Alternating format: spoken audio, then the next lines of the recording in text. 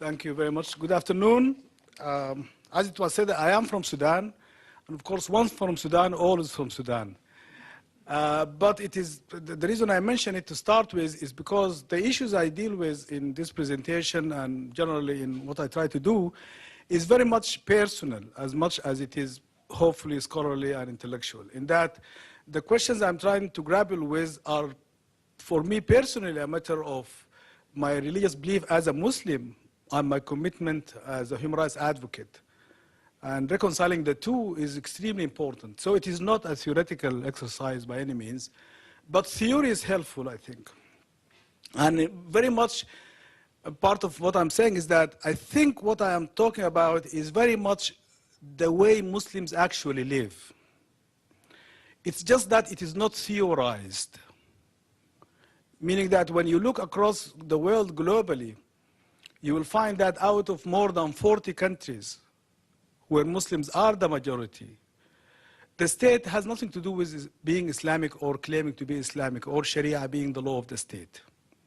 It's a very small minority of states in a particular region that have this problem with, or obsession rather, with the so-called Islamic state and the enforcement of Sharia by the state. So just to note that Arabs make about 12% of the total Muslim population. There are more than 88%, or at least 88%, who are outside the Arab region. There are many Muslims in sub-Saharan Africa than there are Muslims in the Middle East. The second largest Muslim population is in India, which is a secular state and democratic secular state and has been since independence. So the population, Muslim population of India is second only to Indonesia, more than anywhere else, more than Pakistan and any other place.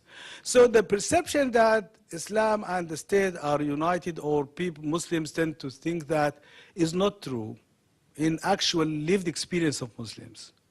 But still the theoretical analysis has to be made, and the argument has to be made in ways that defeats this illusion of an Islamic state. That's what I will try to do. So there are two sides to my main presentation, and I will try to keep it to about 40 minutes. I promise that, and the chair will help me keep my promise.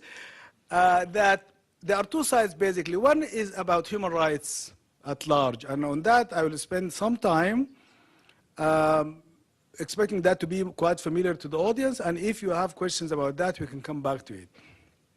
The second part, which is probably going to be the main part, is the part in my title which says about the relevance and irrelevance of Sharia. So what is Sharia? How is it relevant? How is it not relevant? Will probably be the primary part of the time I give. And we'll see the question and answer is the best time, and the discussion is the best time, and then we can raise issues and so on. So this is part of a broader project in which I have been, I think, with all due modesty, a human rights activist for more than 40 years, since I was a student at the University of Khartoum in the 1960s. And also have been struggling with this question about Islam and the state and politics for quite as much, almost time. But the point is, I'm trying to reconsider, maybe we need to revisit our approach to human rights protection and to reimagine. It is not to say that what we are doing now through international advocacy and interstate politics and international organizations, I'm not saying it's not useful or relevant, but I'm saying that it is not enough. It does not seem to be having the impact we need to have in actually protecting the human rights of most people most of the time on the ground in everyday life. And not just simply in terms of the rights of elites who engage in political struggles against hegemonic or authoritarian regimes. Those types of struggles which get the maximum or most publicity about human rights protection are important, but they are not everything. And very much for me as a Muslim, how to tackle questions about the human rights of Muslim women in everyday life, in their communities, and not just simply in terms of high sort of publicized politics and sort of confrontational debates. So the question is how to confront the question about discrimination against women in family law. And family law is not only what the state courts do, but more importantly, what communities live by. So for me, the question is how to tackle the underpinnings of social, cultural, and other types of power structures and power relations that determine the possibility of living human rights before they are protected by the state, or regardless of whether or not they are protected by the state. Because relying on state protection is really problematic, as I will come to talk about briefly. So I'm therefore looking to grapple with how do we get to that idea about the fundamental human individual self-determination of the person as the basis of her rights to human protection of human rights and her right to be able to practice and to experience that without having to go to courts, without having to engage in confrontations. And that's why I'm engaged with this question of transforming attitudes about the issues where there are some tensions that we have to identify. In my remarks, I will come to challenge the idea of, because I think it's important to do that, of so-called legal pluralism. So the idea that you can have more than one legal system in the same state, I think is problematic and very confusing and not productive. I will come to challenge it in more systematic ways.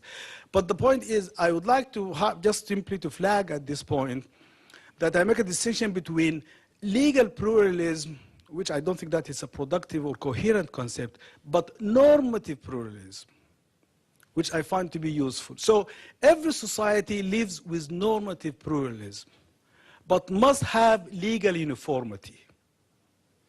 So my argument is that the legal system of the state must be uniform and singular. But within that framework, you can have multiple normative systems which people negotiate in their everyday life, but every time nothing to do with or overcoming or overriding state legal protection of human rights. That's where I'm heading. And I will maybe, so to get some controversy going also as well, I will touch on the so-called Arab Spring and what's going on now. I mean, where do we expect and what do we see emerging out of the struggles for democratization and human rights protection throughout the region, and what we need to think and do wherever we are, wherever we are. So for me, basically, the thrust of the argument about human rights is that human rights are not only for crisis, are not only an issue when a so-called suspect culture or suspect religion is involved. They are a challenge to every society all the time, in every way, in everyday life. And only by realizing how comprehensive and how really intimate and complex and at the same time quite straightforward the challenge of human rights, I think we can take the question further on. So I do emphasize very much the historical contextual understanding of human rights and the Syrian practice of it in order to avoid or to minimize the reliance on state enforcement of human rights, because there is a paradox in that, which I will come to in a minute. So the idea of human rights as entitlement, that's how I define it. It is the entitlement of every single human being to these rights by virtue of being human and nothing else. So I don't need to be a member of any group or a citizen of any state to be entitled to these rights, whether I'm a male or a female, child or old, whatever class, whatever race, whatever gender, I'm entitled to these rights by virtue of just being a human being and nothing else. That's my basic definition. So if you are talking about something other than this, then it is not human rights you are talking about, which is fine. I mean, you can say, I don't care for human rights, I don't believe in the possibility, and I would rather go for whatever is either citizenship rights or civil rights in that sense, or any or legal rights under Sharia. You are entitled to do that, but you cannot claim to speak about human rights unless you speak about universal rights, which are due to a human being by virtue of being human. But when you come to think of it closely, then the claim is quite radical and quite challenging for all societies, because the idea of rights has always been linked to membership. Historically, it is either citizenship or a race or certain groups within the race. So the idea of the rights of the human as such is recent and challenging and radical. Because when you think fully really what that entails, in terms of how we deal with human beings as human beings regardless of their citizenship. So what happens with immigration, what happens with sort of refugees, what happens with minorities within countries. And so the question is not to expect this idea to be suddenly embraced and realized fully and everybody is happy. No, it's never going to be like that. But it's a question of acknowledging the objective, acknowledging the nature of the claim and the challenging nature of the claim, and then doing our best to take it forward step by step and so on. So I'm suggesting that there is a paradox in the idea of universality. Because how can all human beings have the same rights in the reality of fundamental and profound difference among human beings? And difference is not transitory. It is not sort of passing. It is a permanent and profound difference. And we like to keep it. So it is not that we like to be humans undifferentiated. No, we like to keep our cultures, our languages, our attitudes, and all sorts of things that keep us separate. And within our communities, within our families, we need to keep our distinctive identities. And yet, we want to have a common shared understanding of human rights. And at this point, usually when I try to present this idea, I quote Albie Sachs, the South African jurist, who said, human rights are about the right to be the same and the right to be different at the same time. So I need to be treated like everybody else, but as myself. I don't need to be or want to be someone else to be treated with dignity and respect as a human being. So it is whatever I am, whoever I am, that is where my human rights lie. So there is a paradox in that. And my point is that by calling it a paradox, I mean that it is something that we have to negotiate and mediate, but it is not something that we can resolve permanently. Because every time human beings make claims about new rights or about the meaning of existing rights, they are drawing on their consciousness, on their experience, on their identities, sex and gender and otherwise, and that makes their understanding of what human rights are. Therefore, it's not always going to be a constant question. And it is not, because if you think of resolving it permanently, you are talking about projecting an understanding of what human rights are, period. You don't talk about this more. This is it, take it or leave it. And that is not productive.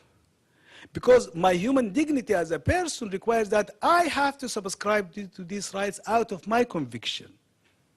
Not for your reasons, but for my reasons. And that's why I say that we have to have multiple foundations of human rights. We don't need to have a single foundation. Meaning that some of us could take a philosophical position, some of it could take a religious position. Whatever position you take, my concern is not your reasons. My concern is your conviction and commitment to the rights. So if you subscribe to these rights because you are a Muslim or a Christian or because you are an atheist and whatever it is, fine. I cannot demand that you have to, oh, I'm sorry about that, but it's okay. I cannot demand people subscribe to these rights for my reasons for subscribing to them. But I say everybody can, so long as they subscribe to the right, and I can question that, but I do not need to question the reasons for the commitment. And of course, for me as a Muslim, I need to come to that commitment as a Muslim. If I happen to be a Muslim who doesn't care for it, that's fine. But if I happen to be a Muslim who does care for my reasons being Islamic, then at least give me the chance to show my conviction and my commitment, but not to say that you have to subscribe to these rights for my reasons, which have to be secular. There is nothing with secular people or people who have secular ideologies subscribing to human rights from that perspective, but there's equally nothing wrong with believers subscribing to human rights from their perspective. And we can talk about this in the discussion too. So therefore, my idea is that the idea of multiple foundations is to give us the space to generate and to embody and sort of entrench commitment to human rights in different cultures, but according to the internal logic of each culture. So because we can't say that you are a Sudanese, I'm happen to be a Ja'ali, best of all Sudanese, right? For those who know. But of course, seriously, the point is that everybody of us thinks that we are the best of people. We come from the best place and we have the best culture and we have the best language, fine. But so long as you don't in any way encroach on my human rights fundamentally, you can believe whatever you want to believe. The point is that we have to negotiate and we have to mediate, we have to build consensus around this, around what these rights are, despite our permanent and profound difference. And I think of all places in Canada, in this town in particular, you really understand why difference is so important.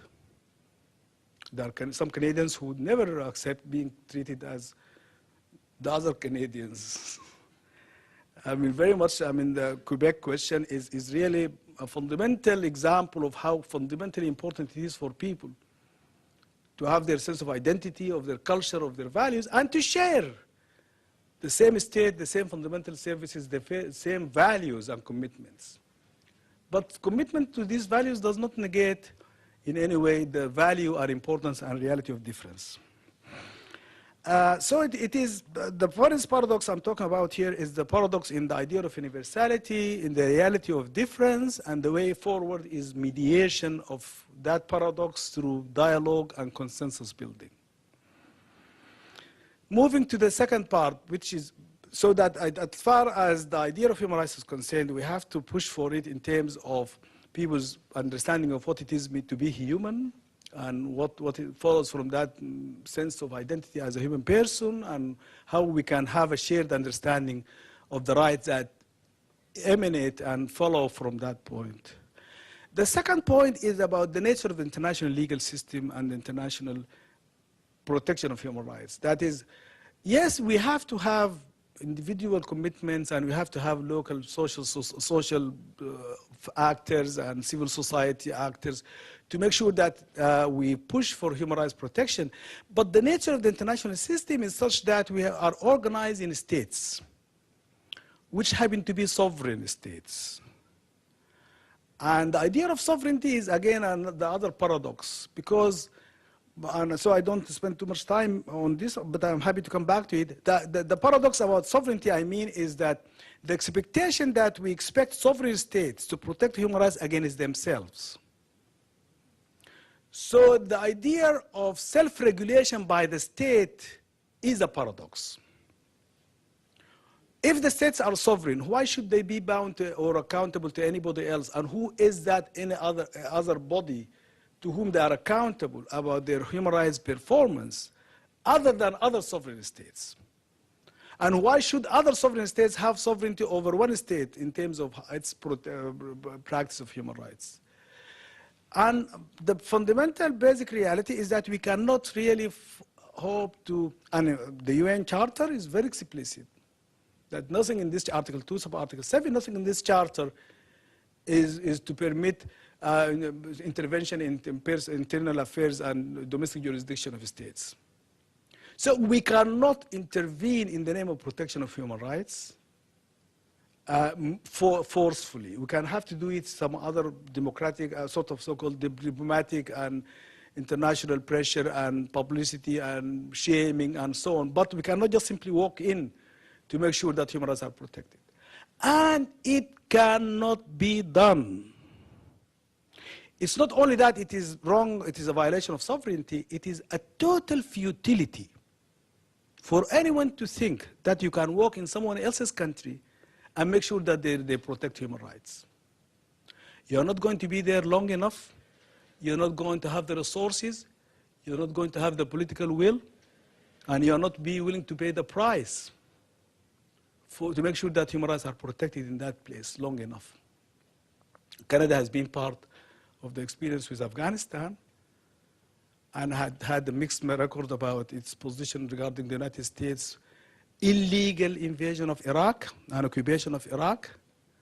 And there are many other problems. There are so many problems in so many places that we cannot possibly, no place can really have the willpower and the resources to protect human rights, because it takes and actual presence constantly, and constant willing to be able to sometimes fight and lose lives over the question.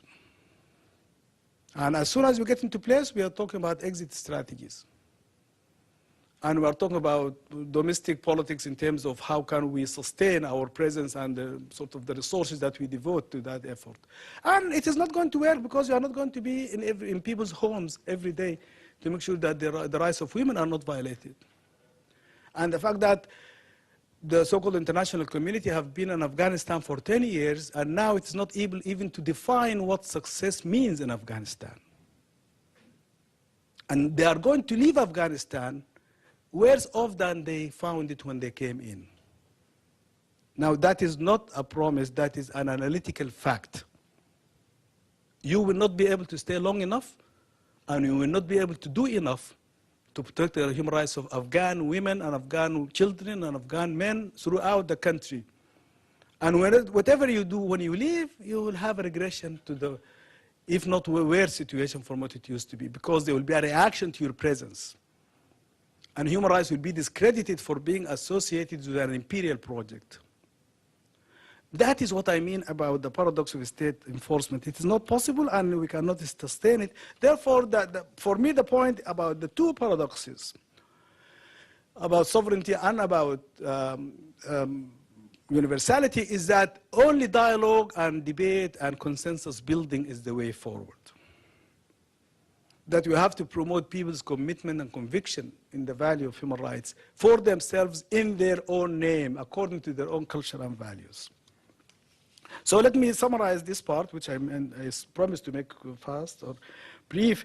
First is that I talk about the concept of human rights, that the idea that these are universal rights of the human as human. If you are talking about anything else, then it is not human rights you are talking about. Second, about the content. So actually I call these the 3 C's. The concept, the content, the context. The concept is universal rights. The content is, what are these rights then? Okay, we agree that they should be universal rights, but what are they? And what do they mean? When we talk about the integrity of the person, what does that mean? When we talk about family, when we talk about a life and livelihood or human dignity, what does that mean? So any list of rights is not going to be detailed enough, it's not going to be accepted universally enough to be able to stand on its own. It has to be a constant process of debating and defining and refining and so on. And that the method of implementation has to be consistent with the nature of human rights. So you cannot engage in an enforcement of human rights that violates the dignity of the human person in the name of protecting that person's human rights. You cannot tell someone else what human rights are for them because you will not accept them telling you what human rights are for you. And in fact, the most fundamental and the most basic and the most commonsensical understanding is the golden rule: do unto others. Whatever it is that you do not accept to be done to you, you cannot do to other people, including defining human rights for them. Because if you define human rights for other people, you have to accept they're defining it for you. You don't, then you can't define it for them. They have to come to this conviction for their reasons, and you come to this conviction for your reasons. You can have a debate and you can have a consensus, but you cannot have imposition. Imposition is a total negation of the idea of human rights.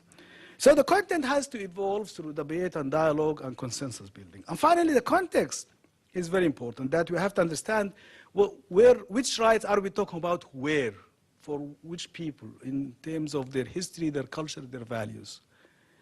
Because it is just simply to presume that we can sit in Ottawa and define human rights for Fiji, it's totally futile and unacceptable and in violation of the concept. So the context we have to work with. Okay.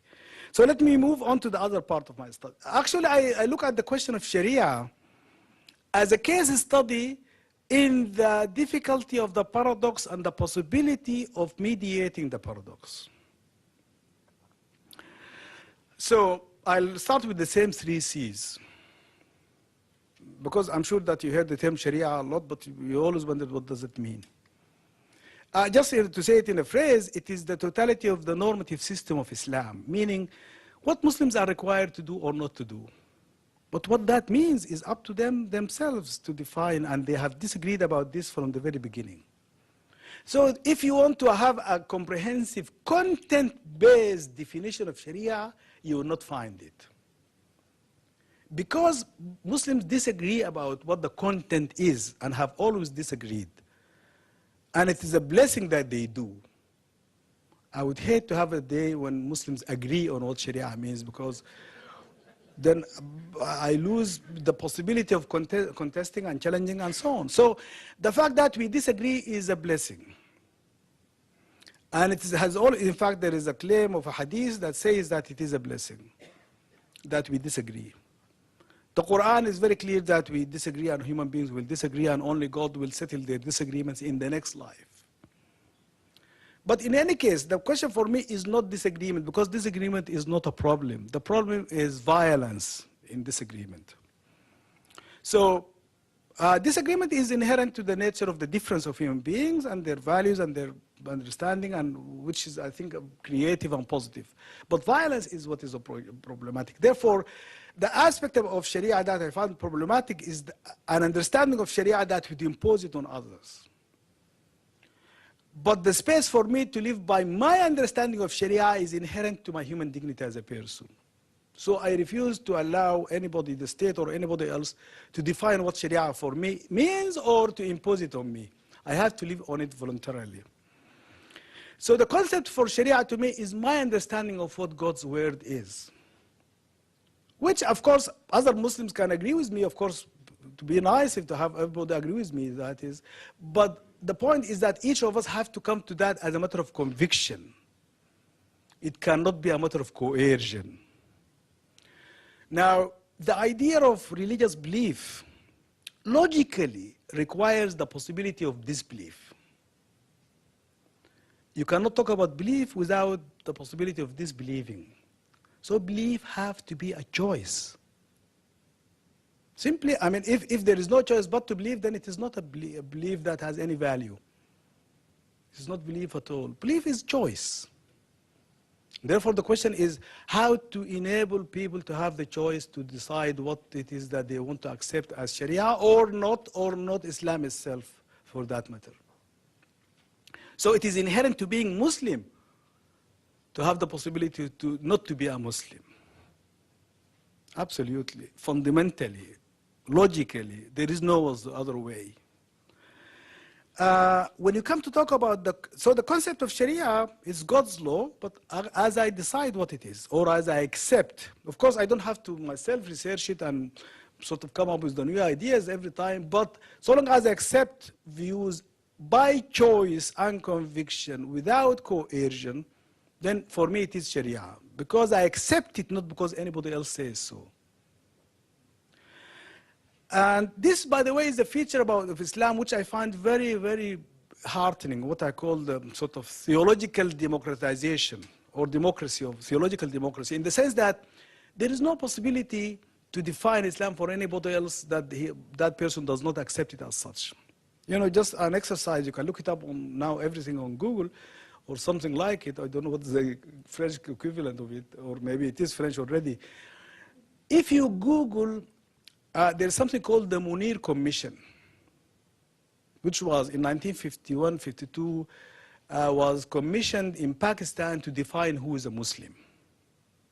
Because Pakistan was established as a state for Muslims. It was not established as an Islamic state, you'll find when you look at that history, but as a state for Muslims. So they wanted to define who is a Muslim. And the Munir Commission, who was the Chief Justice, had a commission for 3 years running and met with hundreds of scholars and active and community leaders and could not define who is a Muslim. The conclusion of the Munir Commission, M-U-N-I-R, is that you cannot define who is a Muslim. And that, in fact, they found that every group in Pakistan was accepted by some as Muslims, was accepted also by others as a not Muslim group. So they gave up on defining who is a Muslim. And you don't need to. That is the irony. The irony is that not that you can't, but you don't need to define who is a Muslim.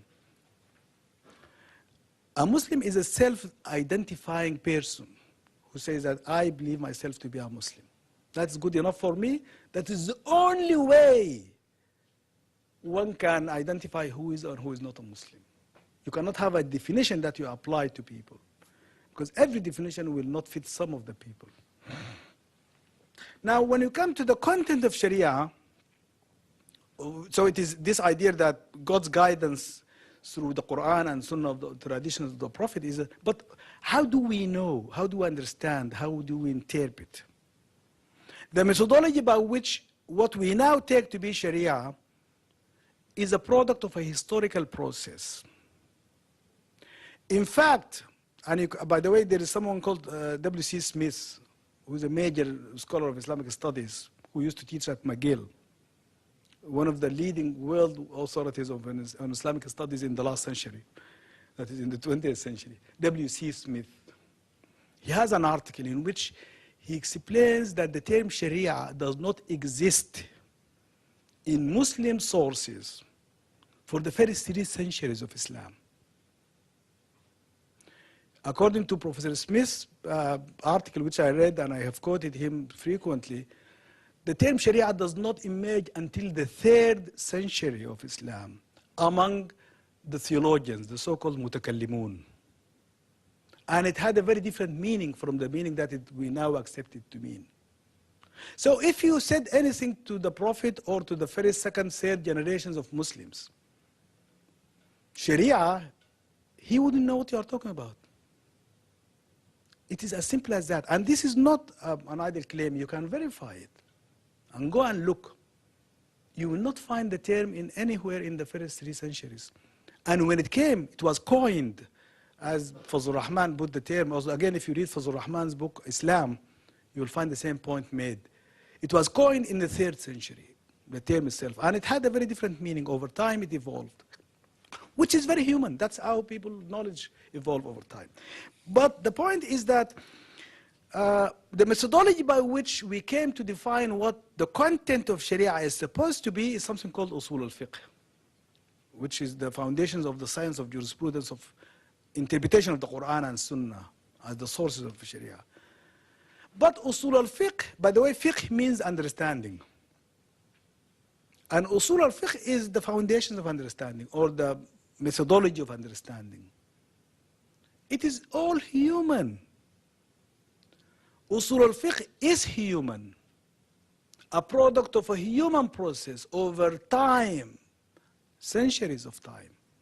Again, if you said in the 1st century, if you want to, you have those time machines things, that Back to the Future type of thing, and go to Medina or Mecca in the 7th century, in the 8th century, and you go around and say, I'm an expert in usul al-fiqh, nobody will know what you are talking about, and they will, okay, so you are, what does that mean? The idea is that usul al-fiqh is a human invention. And you will not find it in the Quran, you will not find it in the Sunnah. Go and look for it. It's a product of human interpretation over time, which is fine. That's the way it should happen. But the point is that there is nothing immutable about it. And there is nothing sacred about it. So our understanding of Sharia is a human understanding of Sharia that cannot be anything else than human understanding. There is no possibility of comprehending the divine except through human experience and comprehension. How would you know what God means except what you understand God to have meant when you read something and you go and research it and you look at other sources? But it is your understanding of it. It is never going to be the thing itself. So any representation of Sharia is not Sharia as such. It is always our understanding of what Sharia is. And can never be more than that. So if it is only our understanding, how can we claim sanctity for it to the extent of killing other people or violating their fundamental rights in order to uphold what we think Sharia is? So my approach, therefore, is to do very much to emphasize this human interpretation and dimension of reinterpretation. Because if usul al-fiqh was first human-made in the first place, it can be human-made again. In fact, it has to be human-made again for it to make sense today. Because none of us who claim to be Muslims would be willing and able to live by Sharia as produced by that methodology. So I say, for the Muslims in the audience and for myself as a Muslim, let us stop being so hypocritical as to subscribe to an understanding of Sharia and none of us is able to live by. We like to impose it on others in ways that we like, but we are not able to live by it ourselves.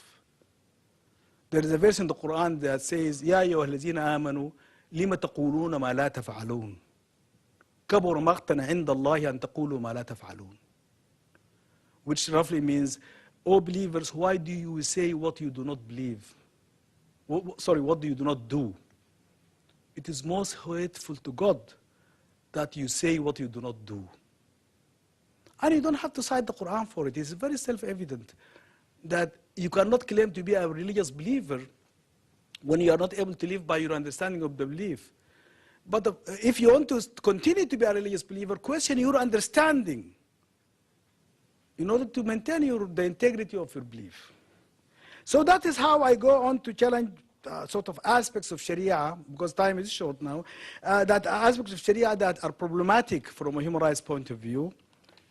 But I do so not to say that Sharia has to be twisted to fit human rights, but I believe that if there is anything I cannot defend morally, I should not hold as a matter of my religious belief.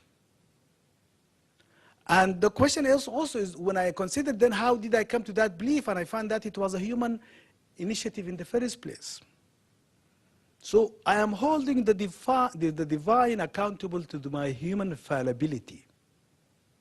And that is shirk. It is associating God with lesser beings when you deem the divine to be limited by your human limitations of what the divine can be. Again, the other verse of the Quran, حاميم الكتاب المبين إنا جعلناه قرآنا عربيا لعلكم تعقلون وإنه في الكتاب لدينا لعلي حكيم. And that verse literally means that religion is a matter of infinite. It's something that human beings can never fully comprehend or know. Therefore, whenever we seek to limit the divine by the human, we are committing a violation of the essence of our commitment to the divine as divine. Out of all of this, so that I can go on to finish here actually, because I promised 40 minutes and I have, I think, 5 minutes probably, is to say this. Now, why do I have to say all of this? I have to say all of this so that the illusion that we can have Islamic states that can enforce Sharia as a matter of state law have to be confronted on its own terms, head on. It is not only that an Islamic state is not desirable, it is conceptually impossible. The state cannot be Islamic. The state is a political institution. Of course, that is obvious. But my problem is that I have to say it is despite the fact that it's obvious. Because people keep talking about an Islamic state. If people stop talking about an Islamic state, I will not make this obvious point that the state cannot be religious. It cannot have a religion. It's a political institution. It does not have a conscience. Of course, states can be good or bad, and it is what we make of them, but none of them can be a religious state in the sense of believing. Therefore, when we say an Islamic state, what we mean, it is the state that the ruling elite use to enforce their view of Islam. And when you see it in that light, you realize how dangerous it is to concede the possibility that the state can be Islamic. Because it's always going to be about the ability of ruling elite to use the sanctity of Islam to impose their will politically without being challenged. Because God said so, how can you challenge God? So I say that it is never God so, it's always a human being saying that God, I think, said so. Or I believe God said so. It's never going to be God. God doesn't talk to us individually. If God talked to me, then it is my understanding of what God told me. You notice I use a gender language in this way, so avoid having to say he or they or she or anything like that. Okay, so the point is that the nature of Sharia defies enactment as law. Because as soon as you define it, you limit what it means by your understanding of it. And then you go forward and impose your will through that understanding coercively. So here, to make it brief, I say that the enactment of Sharia as law changes its nature by the very act of enacting it. So the very act of making a law changes the nature of the normative content. It is no longer the will of God, it is the political will of the state. And it is law because the state says so, not because God said so. And I will give you a recent example of this. In 2000, there was an Egyptian parliamentary statute that was passed that included the notion of khula. Khula means the ability of a wife to buy herself out of a marriage, basically. The term Arabic literally means yakhla, is to take off. And as you know, that Muslim women do not have the right to effect divorce, that they can only ask for divorce, but they cannot make divorce happen. Muslim men can make divorce, that is repudiate their wives, without giving reasons to anybody, without even having reasons. They don't have to explain why.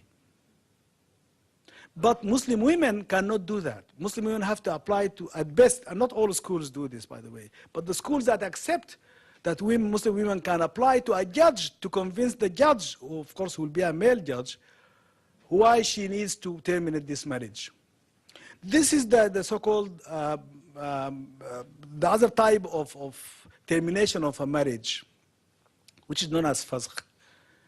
But khula is a contractual agreement whereby the woman and the man, that is the husband and the wife, agree that she will renounce certain entitlement in order to get out of the marriage. Usually by forfeiting her dowry, her mahr. But sometimes they have to pay more. I mean, the question is how to convince the husband to give her. So yeah, ultimately it is about buying herself out of the marriage. But it exists in the Quran. And the possibility, in fact, it was addressed to the Prophet himself, saying that you should do this, and allow women to do this. So it exists in the sources of fiqh from the beginning.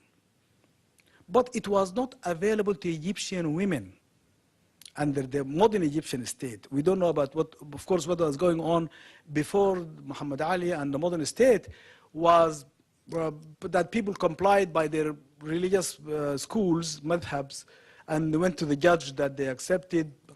So there was no centralized administration of justice. But under the modern state, which is a European idea of centralized hierarchical bureaucratic states, the state became, for the first time in Muslim history, the state makes law, as opposed to the scholars declaring what law is in Sharia. So the law is made by the will of the state, which is a European idea, which is fine. That is not the problem. The problem is to claim that this is something that is Islamic. It is not. It is not of the history of Muslims anyway. So anyway, the Egyptian state in 2000 enacted a statute that allowed the Egyptian women to have khula. Meaning what? Meaning that before the statute, Egyptian women did not have a right that Sharia granted them, because the Egyptian state did not say, okay, you can have it. And after 2000, because the Egyptian state enacted a statute, not because God said so, it became a legal right for Egyptian Muslim women to exercise khula. That is what I mean about the state being the source of law, and as such, it is not Sharia itself. Therefore, there is nothing called an Islamic state. Whatever the state does is by its nature secular, can never be religious, cannot be Sharia. My point is that if you accept that proposition, and I think that where we can talk about it, it will be extremely liberating. Because many Muslim women and men feel now they have a religious obligation to create something called an Islamic state and to have the state enforce something called Sharia. When you realize these are myths, there was never an Islamic state in history. It is inconceivable conceptually, and it is not practically tenable to do it. And we can talk about this more. If that is the case, and then Sharia cannot be enforced by the state because the very act of enforcing it changes its nature, then I don't have a religious obligation to enforce Sharia by the state. In fact, my religious obligation is to oppose the claim that the state can enforce Sharia, because that defiles Sharia. Finally, to bring it back to human rights, to say that states' international legal obligation to protect human rights cannot be subject to Sharia, because Sharia is not matter for the state whatsoever. So the state cannot excuse its failure to observe international legal human rights protection because Sharia requires it to do so, because the state doesn't require Sharia to do anything. It is not for Sharia for the state to do, it is for Muslims to live by. You will have situations where the state's obligation to protect human rights will be in conflict with